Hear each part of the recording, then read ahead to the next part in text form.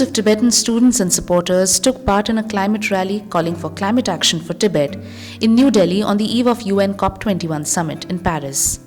This rally, organized by the Tibet Third Pole Coalition, was part of a week-long advocacy campaign called India Week of Climate Action for Tibet. Today is the Global People's Climate March Day, and there are marches happening all over the world to talk about climate change being affected everywhere.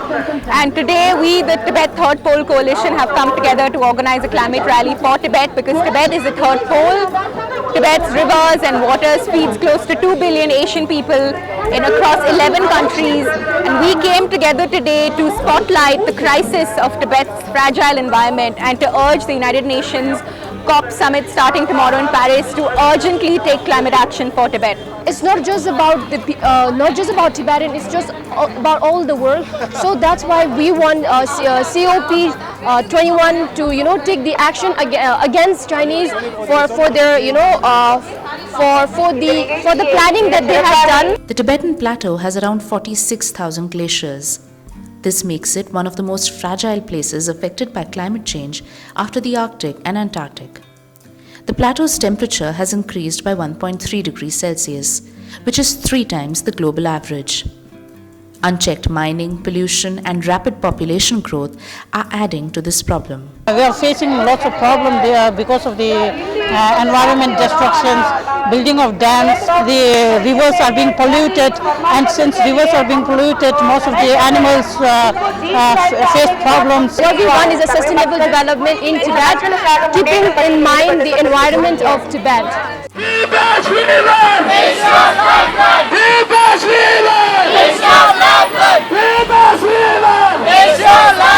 Moreover, China is building mega dams and water diversion projects to address its internal water crisis. These projects may lead to destruction of the ecosystem of the rivers in the entire region. This could also be bad news for downstream countries like India, Bangladesh, and other South and Southeast Asian nations, because the Tibet Plateau is the main source of 6 rivers flowing through these countries.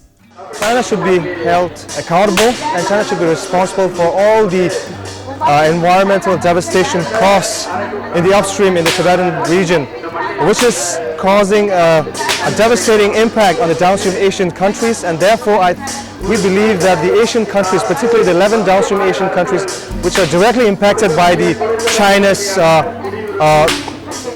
countless damming and unchecked mining and the forced nomadic resettlement, these are causing a direct impact or consequences to the downstream 11 Asian countries, and they should come together and form a contact group and multilaterally engage on China and pressurize China. We hope that the UN will do the responsible thing, will do the right thing, listen to the voices of those who are facing climate change in the most difficult situations on the Tibetan Plateau and take urgent climate action for Tibet.